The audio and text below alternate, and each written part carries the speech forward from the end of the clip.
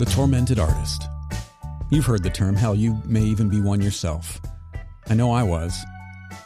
For years, I was absolutely convinced that if my art wasn't the albatross around my neck, that I was somehow unworthy of the title. Why is that? Why do so many of us feel at one point or another that the suffering is necessary, that it's somehow inexorably linked to the intrinsic value of what we make? Well, that's exactly what we're talking about in this episode, and it all begins with a Nine Inch Nails concert in 1990. I'm Jeffrey Sidoris, I'm talking to John Wilkening, and this is In Between.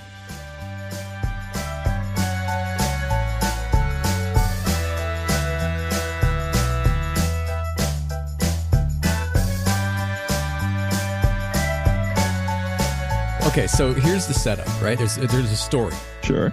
I'm going to take you back, John. John, I'm going to take you back to 1990. Actually, 89. An article popped up in my feed that on October 20th, 1989, Nine Inch Nails released Pretty Hate Machine. Okay.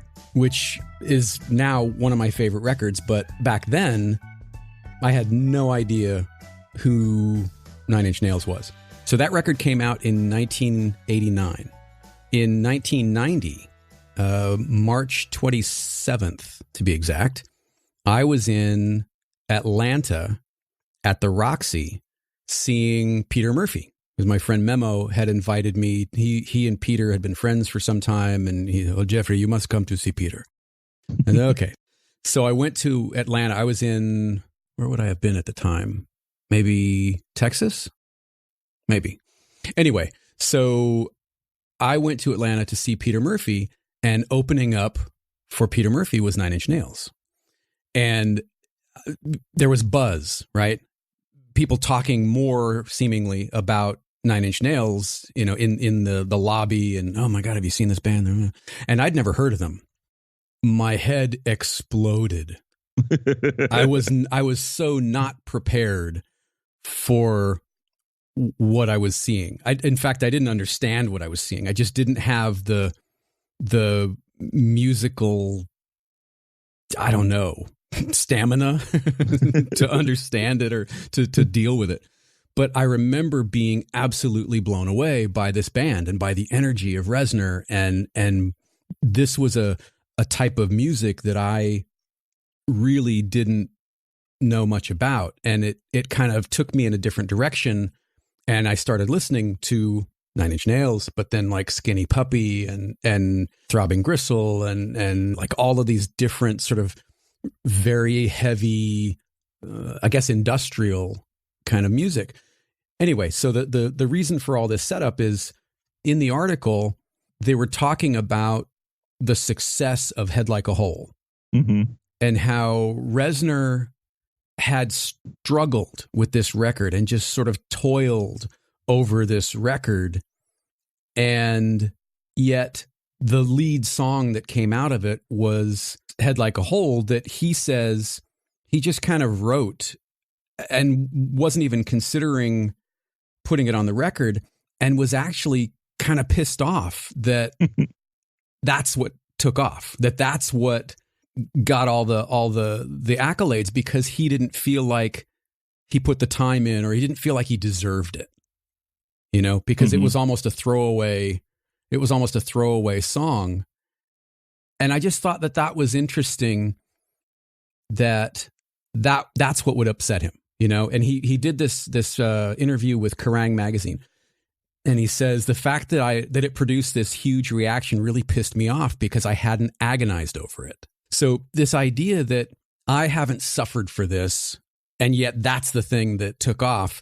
I've been kind of chewing on that for a little while and wanted to bounce it around with you, because we have a tendency to do that, right? Like, I've put everything I've got into this and it falls flat, but this little whim of a photograph, of a painting, of a poem, of a whatever it is that you write or produce or create, if that thing takes off, is our first response resentment because we don't feel like we've earned the response? I think that's a very human response, because of so much of growing up is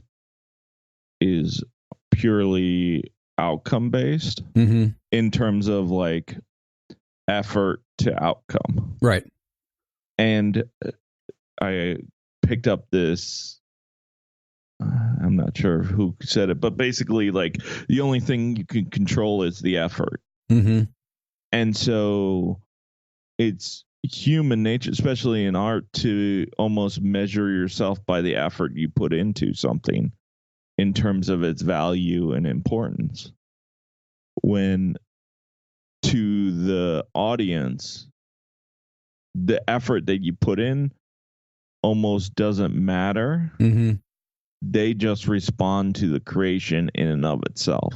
Right. But how do we square that against all of this talk about the muse and waiting for the muse and waiting for inspiration? If that's true, right? If we are waiting for that flash of brilliance or that flash of inspiration, doesn't that sort of run contrary to having to toil and agonize and angst over creating the work? How so in terms of that juxtaposition? Like, how do you think those two match up? Well, I don't know that's what I'm saying. I don't know that they do. Like the idea of waiting for the muse or waiting for inspiration to strike seems like we're abdicating responsibility for creating the work while at the same time claiming responsibility for creating the work. Oh, I see.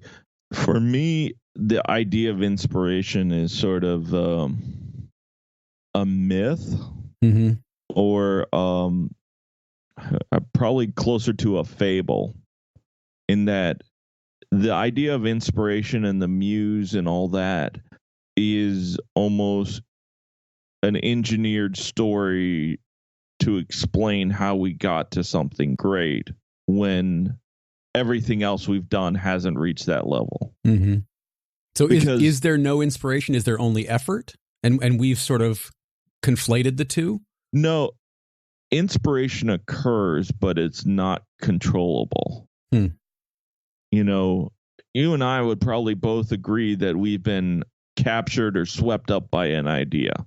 And that idea propels us to something that we may not have arrived at previously. It pushes us in a way that is different than our previous work. But the thing is, we, at the end of the day, we don't know where that idea has come from. They just happen.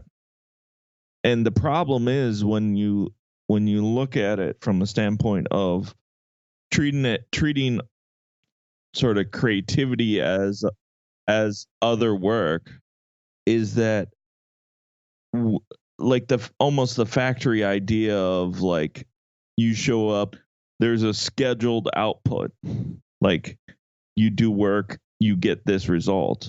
Well, in the world of creativity, that there's not a linear output, right? And so we create this idea to explain the almost unexplainable, you know. But how did our explanation become suffering? Why does that have to be? And I think a lot of us have gone through it, myself included. I have felt that if I were going to be somebody or be something or create work that was important, that I had to suffer for it, that I had to be tormented, that I had to be depressed, that I had, all of these things that some find out isn't true. And now, don't get me wrong, there are other people for whom depression is a fantastic motivator. I listen to a lot of music that's kind of a downer, and I kind of like that it's depressing, or I kind of like that it's somber or sad or whatever it is. And when it takes a turn away from that, I find myself kind of going, I don't like this. Get back to don't be happy. Get back to the other stuff. So why has suffering and sort of angsting over what we make become almost the yardstick by which we measure its worth? I think it's a way of explaining how you end up with something that is more than what you previously created. I think it's very difficult for humans to look at their output and go, yeah, this one day I just managed to have the perfect mix of everything, and it just resulted in something that is truly great. Mm-hmm. You know, like a perfect example is when you look at like the Magnum contact sheets. Right. There are photos that are like iconic in the history of photography. Sure. You look at that contact sheet, and there's garbage before it and there's garbage after it. And there's that one moment or that one way of seeing. Well, you've experienced that, haven't you? I mean, you don't, 100%. Arguably, you don't bring any more skill or intuition or insight on Tuesday that you do on Friday. Mm-hmm. But there have been days that have been standout days where you couldn't take a bad picture. 100%.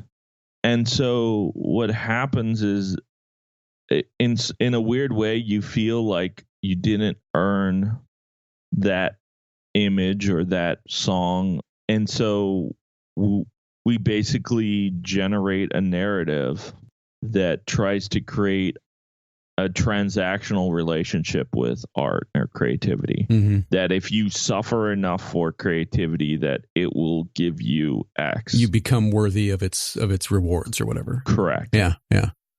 So do you, in your life, do you discount the things that come, the creative things that you've produced? Do you discount those things that come easier? Do you cast them aside as, well, it can't be that good because it wasn't that difficult?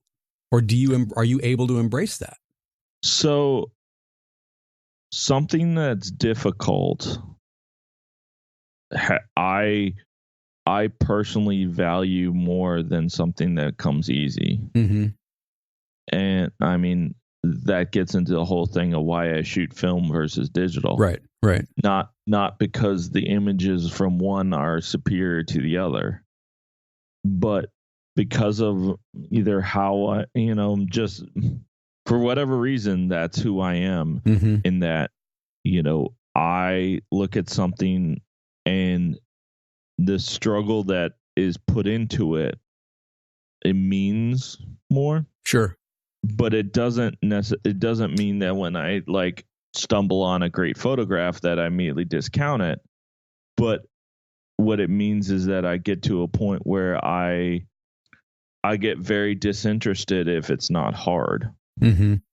You have to have those variables of I guess time and effort have to be like, T plus V, equals M for meaning or something. Yeah, that's exactly. got to be in your process. Yeah. Okay.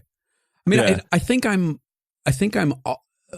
by and large similar, but then where does previous experience fit into that? You've spent 10 years, 15 years, 20 years, 5 years, whatever it is that you've been doing, what it is that you do.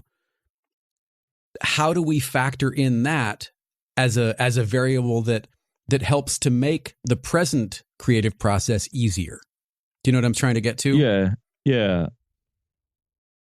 I think in some ways what happens is your judgment and taste and sort of knowledge of things get sharpened over time. Mm-hmm. So that it becomes a continual refinement of your skill and craft, so that what becomes difficult for you is impossible for other people. So are we in a constant state of sort of balance and tension between experience and effort and inspiration and expectation? I mean, is there something in there like those it seems like those four things have to be in the process somehow. Mm-hmm. I think it becomes a continual push and pull. Mm-hmm. Between all those aspects.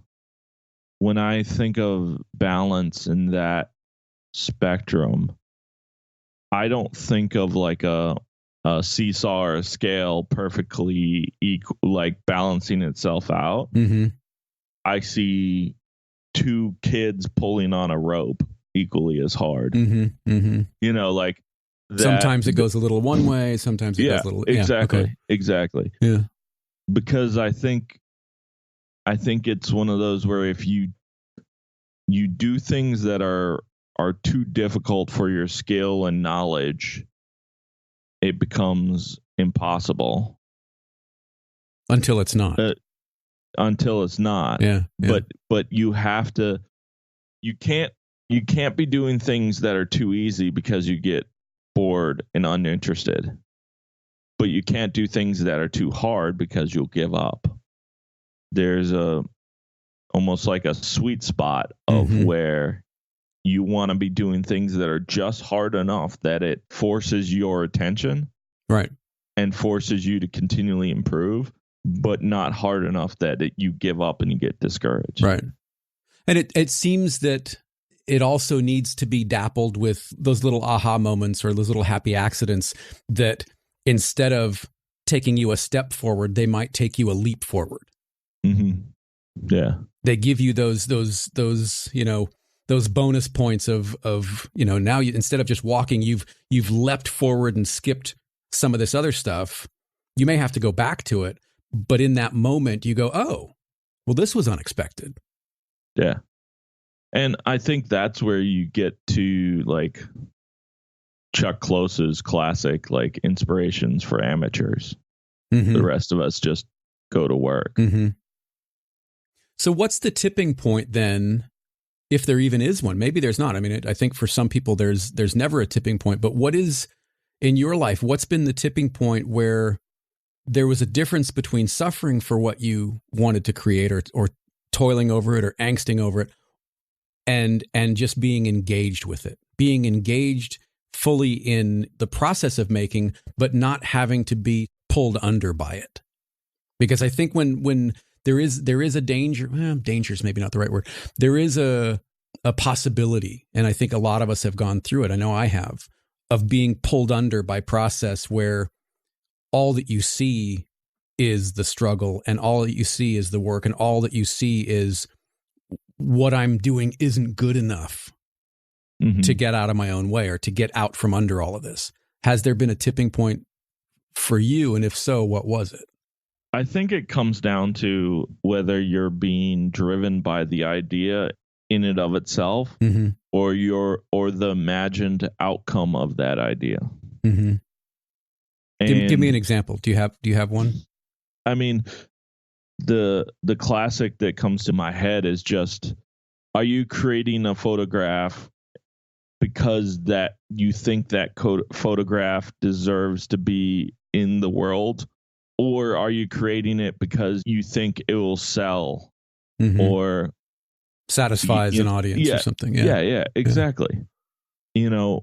Are you in Trent Reznor's case, are you making a song and like crafting it because you think it will be a hit? Right. Or are you crafting it just because you were swept up in everything that surrounded that song and it just was born into this world? Right. I mean, his is an interesting story for me. I mean, in the way that I read it, there was an actual anger at the success of this song. There was a resentment. Like, wait a minute, how is it that you like this thing when I have worked for months or years or whatever it was on all of these other songs, but this is the one you glom onto? Yeah. I think that's also a manifestation of this thing where as artists, we appreciate the subtlety in our own work in a different way than the audience might. So that, there might be this thing that you spent like 6 months trying to figure out and you finally figured out how to do it. And so you're like, that piece right there is like, I'm super proud of it. I love this element, all that stuff. But it's the audience member just reacting to the piece itself without that storyline. And so they just go, oh, that's a really awesome song, or that, where where it sort of reminds me of like they were talking to the chef and someone asked him like for recommendations when they go into a restaurant. And he goes, it basically, he was like, yeah, you could order whatever you want. But he's like, if you want an interesting meal, what you do is you tell the waiter to give them the most popular dish, and then whatever dish the chef is most proud of. Because they're often two very different meals. Right. And it's the same thing. Like there's images where like I figured something out in this image, but it's not the best version of that idea. But because it was that first one, it holds special place for me. Mm-hmm. Because that's where a whole nother line of work began. It was the one that was like, oh, that's the thing. You know, so in some ways, our perception of our own work is very tainted by the effort and the work that's required to produce it. Right. So where does that get us with context? Because I know that there are, I mean, you and I have talked about this and we've experienced it with other people. There are a couple different schools of thought where the work that we make shouldn't require any additional context, that you should be able to enjoy it, appreciate it, experience it on its own. But then there's the other school of thought that says that context is king, and context allows you to experience the work in a different and perhaps deeper way. My personal feeling on this is that the work itself has to be able to stand alone by itself. Without any additional information. Yeah. Now that additional context can expand and increase my appreciation for the piece. But if I have to understand an entire context to why this exists, to me, that doesn't work. Mm-hmm. You know, I've been into so many museums where I've looked at a piece and I'm like, it doesn't make sense. I don't get it. And then someone's like, well, this is a reaction to that, which is a reaction to that. Like, and then it's like, oh, okay, I get where they're going at. Mm-hmm. But to me, that almost feels like a masturbatory piece. You know, it's one of those where like you're just bragging about how much you know and about this art, like this very specific thing. Mm-hmm. But when it has to stand completely free of context, it doesn't work. But that's my personal opinion. Right. Yeah, I'm trying to think back on some of the shows that I've seen over the past year or two where there was one, I think it was the Outliers show at the National Gallery, and there were some pieces in that show that I couldn't understand them. And I read and reread the context, and I'm looking at it and I'm reading the card and I'm looking back at the piece and looking back at the card.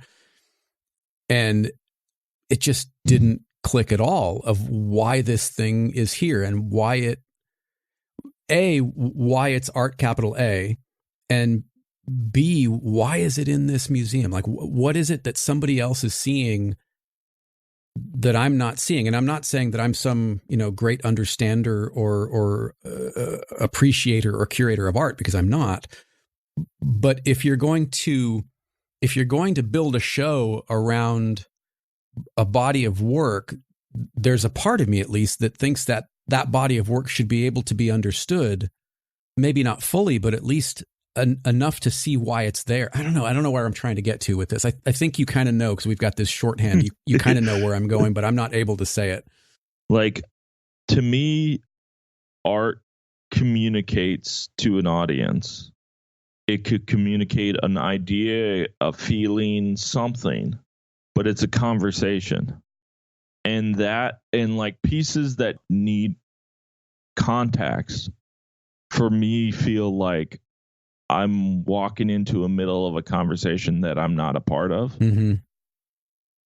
And maybe don't have any interest in being a part of. Yeah.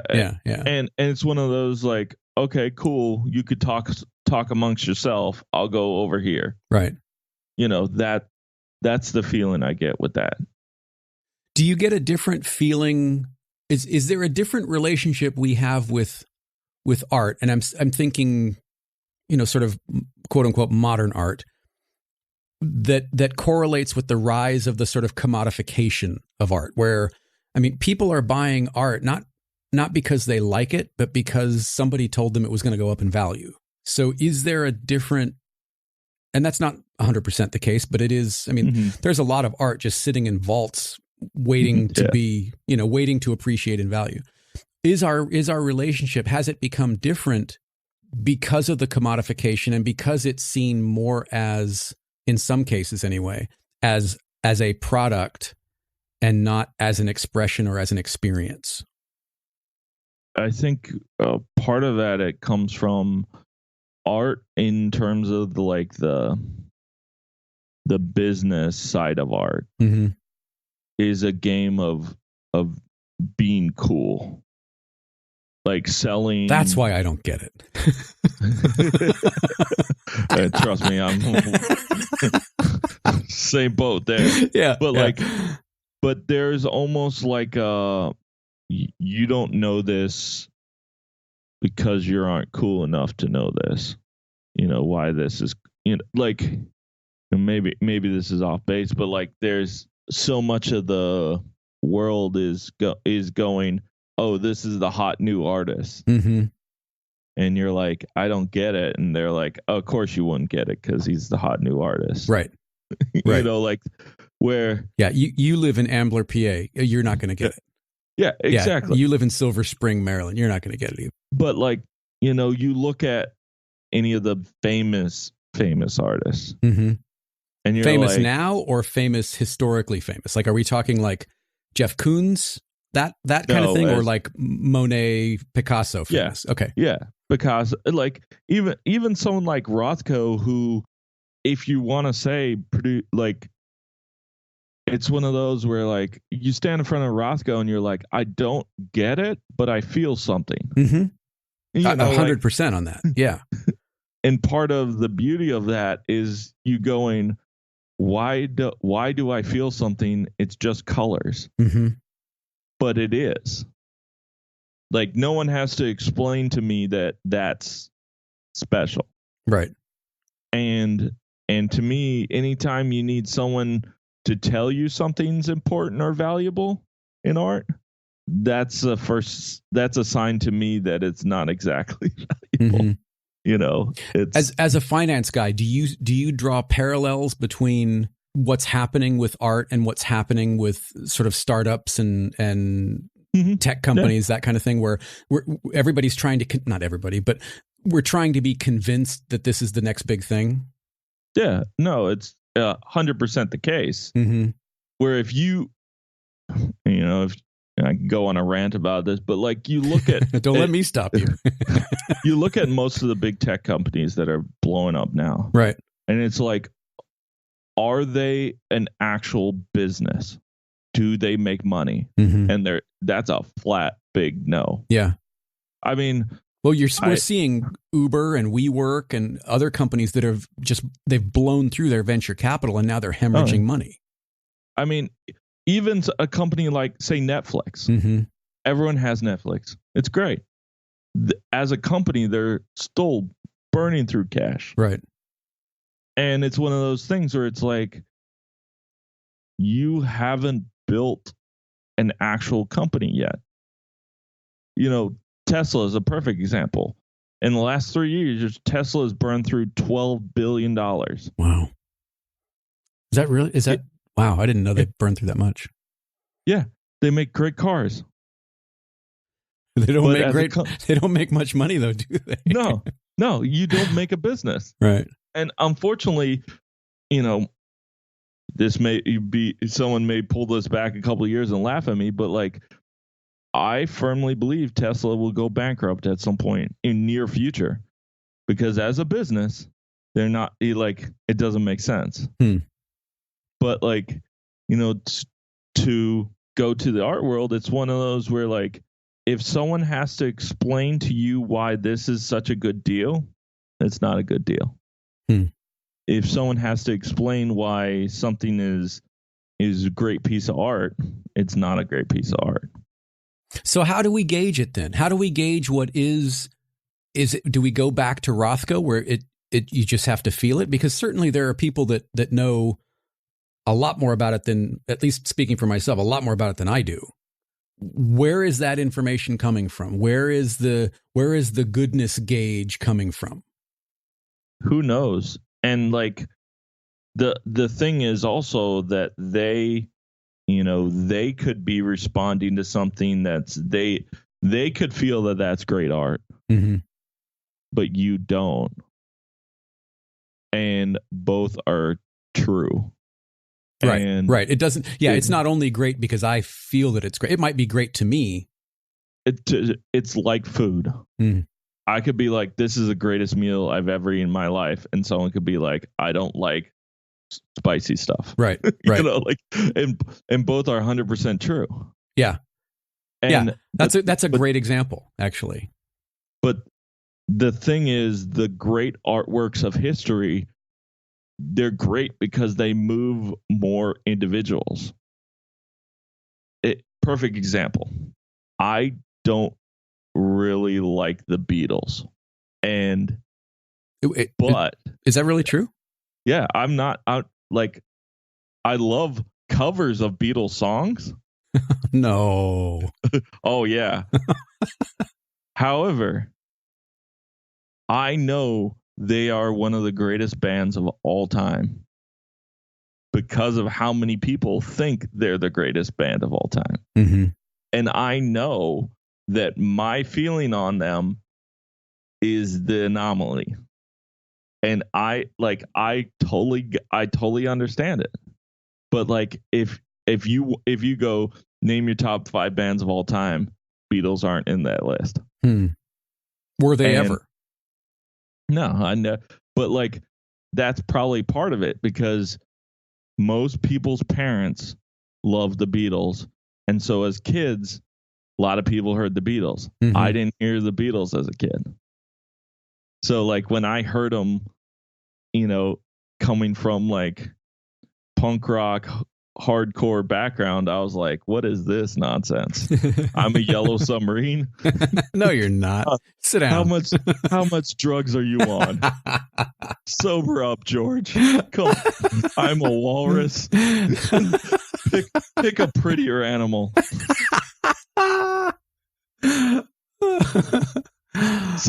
So like it's a perfect example. Like, I know they're one of the greatest bands of all time. I'm just it's not for me. Right. See, I kind of, in a similar way, like I really want to try going to Alinea sometime. Sure. Chef Grant Achat's restaurant.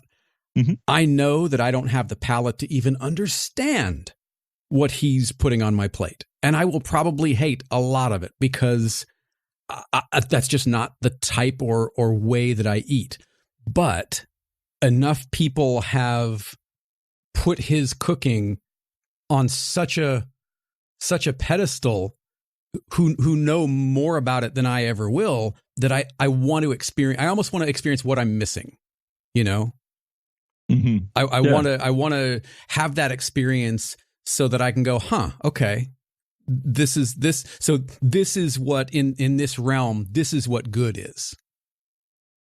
Yeah, no, absolutely.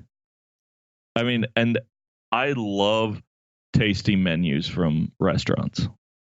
I love going into a restaurant and basically going, the chef's going to give me whatever the chef wants.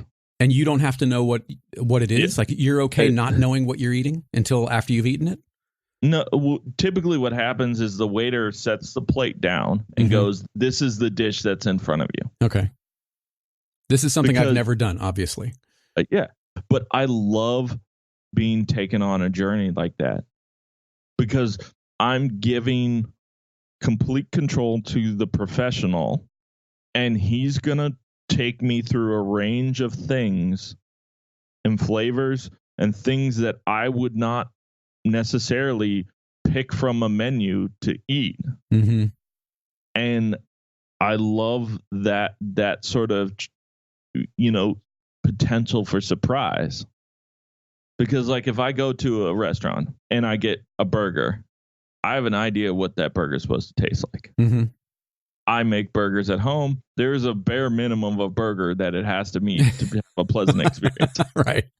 You know, right, right. I've definitely had a burger at a restaurant and I'm like, I could do this better at home. Right. But it still qualifies as a burger. Yeah. Yeah. But it's still a burger. Yeah. But when you're at a restaurant like that and I get something dropped onto my plate, it's going, hey, I'm going to take you to places and ideas that you may not consider or do on your day-to-day life, and we'll see if you like it. Mm-hmm. And I love that journey. I wonder, okay, how does that connect for you? Because I feel like there is a connection in how you appreciate visual art in the same way. You want to be able to see the journey without having the journey explained to you. Is that fairly accurate? Yeah, I like having the feeling where I go, I don't know how he created that. Mm-hmm. That's how I look at every Crutzen photo. I'm like, how did this guy do this? Yeah, me too. Hashtag a whole entire team. Yeah, but yeah. But like, you know, same with like Robert Frank's photo of the woman. I think his name's Mary, maybe. The classic photo with the lady with a kid on her lap, where it's like, what is her world around her like? How did you get that? How did you like? I like being asked questions and sort of like trying to understand how they got there. But like, it's one of those things I want to be able to look at it and go, that is intrinsic. That is good to me. Right. You know, it's sort of like when I taste a dish is put in front of me and I taste it for the first time. My first question isn't how do you come up with this? Is it good? Once I've sort of reacted to the intrinsic nature of the thing, is it good or not? Then the other question is, okay, how did you figure out to put those two things that I view as opposite together? Mm-hmm. And then how does that fit in the series of dishes that I've got? All those questions are secondary to, does this taste good or not? Right. Do I find this appealing, pleasing, comforting, exactly. whatever words you're using? Yeah, sure. And I approach art in a very similar way in that, do I react positively to this image? Mm-hmm. And then how did he create this? Like all that sort of stuff. All those secondary questions sort of pop in. Do you not have those same reactions, or do you not ask those same questions if the answer is no? If you taste something, for example, we'll do both examples. If you taste something and the is it good question comes back with a no, do you not bother to then wonder, well, I wonder why he did it this way or why she did it this way? I ask those questions, like, what are they trying to get at? Because someone at some point thought this was a good idea. Mm-hmm. You know, people don't create work because they think it's terrible. Every work that's created because someone thought it should exist. So what are they responding to, or why did they make that decision? And does that carry through into a painting, a photograph, etc.? I mean, do you still? It sounds like you still have similar questions. They're just coming from a slightly different angle or perspective. Yeah. But I also think that it has to almost reach a minimum threshold. It has to be something where I've also seen definitely bad enough photos where you just go next. Like it's so uninteresting that you're like, I don't even not want to know why someone thought this was a good idea. Right. So like, I also think there is a threshold where it was like, you could fail bad enough that I have no interest in seeing why you created it. Mm-hmm. You know. And are you done with that person's work entirely, or do you just dismiss that piece of work? And would it be the same way for the food example? Like if the first plate that comes down is a complete miss for you, are you interested in the second plate or are you done? I'm interested in the second plate merely of, is this the peak level of this person? Is this like, or was that an anomaly? It's definitely rough when you miss with your first thing. You almost want a quick win so that I at least trust, because if you miss on your first time, that's a rough way to get, right. It's hard to come back from. Yeah. Because then it's like you have no idea whether that person has, if you want to say, the skills or the decision making to actually succeed. Right. Because you have no evidence of that. Where if they put at least one successful dish in front of you, you're like, okay, at least he has some level of skill to warrant paying attention going forward. Right. And like the crazy part of like cooking and food is that there's a performance art to it that is often missed. In what way? How do you mean? You could have a great dish that someone just overcooked a little bit. Okay, I see what you're saying. In that, like, just like any sort of athletic performance, there are days where you have everything clicking, and the food is just on point. But then you could have a day where like everything just is going a little bit off. The food's not getting from the kitchen to your plate in the speed that it should to ensure that it's putting its best foot forward. Sure. Like there's so many different aspects to just putting food on the plate that get missed in the, is it good or is it bad? Right. And the same way there's days where when you have a camera or the paintbrush where you could put your effort, but it's not going to be your A game. Right.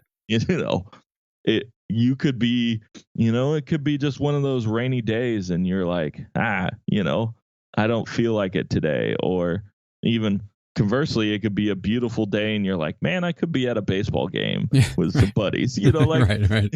Fill in the blank. Like there's so much of, what we do is driven by so many different aspects. And it's like sort of thinking about it in terms of like what gets the end product and the best chance of success. And sometimes but even that's it's so subjective. Success 100%. I mean, we've done podcasts on that one. I mean, I think that's such the ideas of success and good are so they're moving targets, but we get so myopic about them. Yeah. And to go back to people like Liz Gilbert or Anne Lamott, you got to make a lot of bad stuff before you get to the good stuff. Yeah. You don't have to suffer through it necessarily, but you do have to get through it. Yeah, no, it's maybe part of the reason why there's such a weird relationship with suffering in art. Because in some ways that's what, I don't know, we feel drives things forward or has an impact on that. Yeah,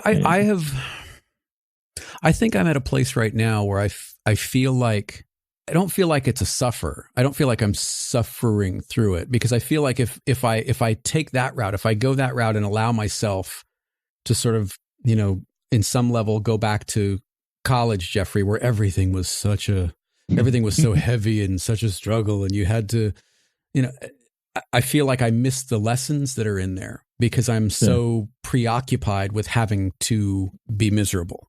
Yeah. No, I can see that. I think I've spent enough time being miserable. Yeah. And it really feels weird when you have like that effortless success is something we're not really prepared for. When an idea just, the idea I think of is like, when you hit a baseball and you catch it so clean that you don't even feel like you hit it. Right. But the ball just flies a mile. Like sometimes you have photographs like that where you're like, I don't feel like I even put anything into this, and this just worked. Yeah. Yeah. You know? Well, there's that famous story of Laurence Olivier coming off stage, and he's, you know, did this incredible performance, and he just storms off stage into his dressing room, slams the door, and his wife is like, you know, what's going on? You were brilliant. What happened? What's wrong? And he's like, yes, I know, but how did I do it? Yeah. You know, and I think that wonder, that's what I would rather chase. That's what I would rather the carrot be, is trying to figure out how I did it and trying to learn through that, rather than being obsessed with, I don't know, being miserable over it, or being so weighed down by trying to make something interesting, compelling, beautiful, whatever it is. Mm-hmm. I think it's something where that is a far healthier place to be. Yeah. And I think that's, in some ways, that's what we need to get at more than anything else, is just being in a spot where we're healthy enough mentally that we could keep on producing, rather than viewing it as some weird payment for the art. Subscribe to In Between in your favorite podcast app. You can also get every episode of In Between, as well as my other shows, Iterations and Process Driven, and special one-off conversations, all in one feed, by subscribing to Jeffrey Sidoris Everything. If you're enjoying the shows, I'd love it if you would leave a review or a rating on iTunes, or share them on your social media. Connect with me on Instagram and Twitter at Jeffrey Sidoris, that's JEFFERY SADDORIS, or on my website at jeffreysidoris.com. You can also email me at talkback@jeffreysidoris.com. I'd love to hear from you. You'll find John on Instagram and Twitter at John Wilkening, that's JONWILKENING, or by visiting his website at johnwilkening.com. As always, thank you very much for listening. I appreciate you being here, and I'll talk to you on the next one.